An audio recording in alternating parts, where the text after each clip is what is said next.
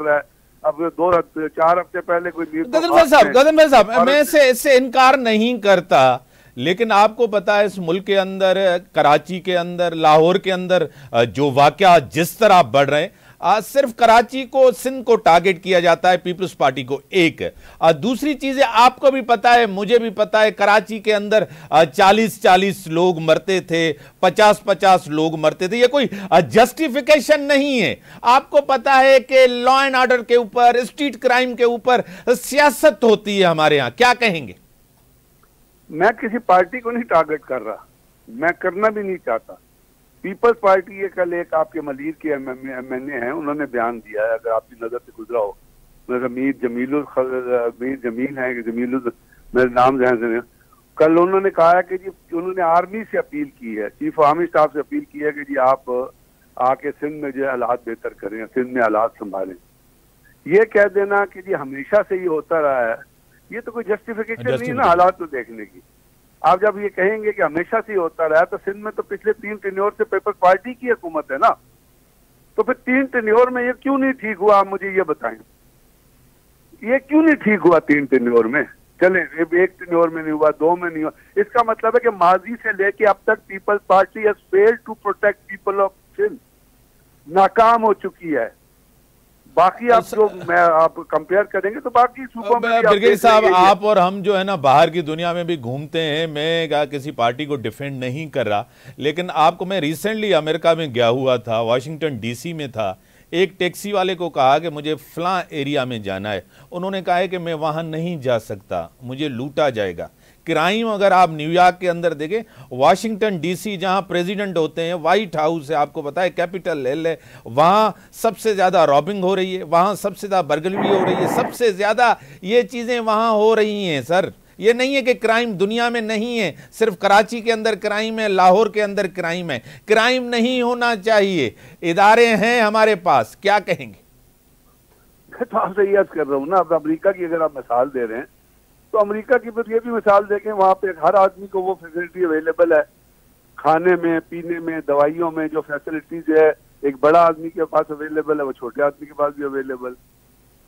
वहां पे जो पाकिस्तान में इन्फ्लेशन है उस कंपैरिजन में अमेरिका में इन्फ्लेशन हुई है, लेकिन फूड प्रोडक्ट्स में इतनी इन्फ्लेशन नहीं हुई कि वहां लोगों को खाने के लिए मिल रहा।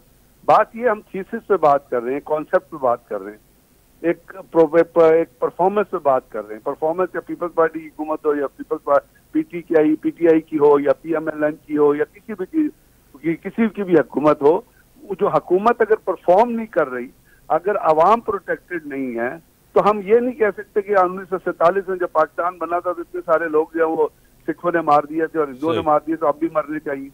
ये तो कोई लॉजिक नहीं है।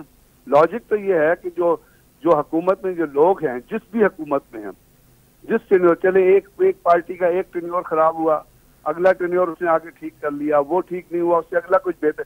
क्या टेन्योर में बेहतरी आई है? अभी यहाँ पे भी पंजाब में मुस्लिम लीग नून की हुकूमत रही है, पंजाब में पीटीआई की हुकूमत रही है, फिर आपने देखा एक सेंटर में ऐसा रहा कि वहां पे पीपल्स पार्टी की हुकूमत थी, यहाँ अपना पीएमएलएन की हुकूमत थी, एक कोलिशन गवर्नमेंट थी, जब एक गवर्नमेंट ऐसी थी जिसमें पीपल्स पार्टी भी जीती थी और पीएमएलएन भी। तो क्या मजमूई तौर पे इन तम पार्टीज के होते हुए पाकिस्तान की मारूजी हालात बेहतर हुए? हाँ, एक चीज में आपने देखा कि जब आर्मी ने ऑपरेशन किया दहशतगर्दी के खिलाफ, और वो आप तो ज़रब-ए-अज़्म हुआ और बाकी ऑपरेशन हुए, तो कम से कम एक टेररिज्म का मैनेज दब गया था। अब वो दब गया था, अफगानिस्तान के अंदर हुकूमत चेंज हुई, तालिबान आ गया, उन्होंने आके सबसे पहला काम किया कि उन तमाम क्रिमिनल्स को छोड़ दिया, जेलों से निकाल दिया जो पाकिस्तान के अंदर दहशतगर्दी कर रहे थे।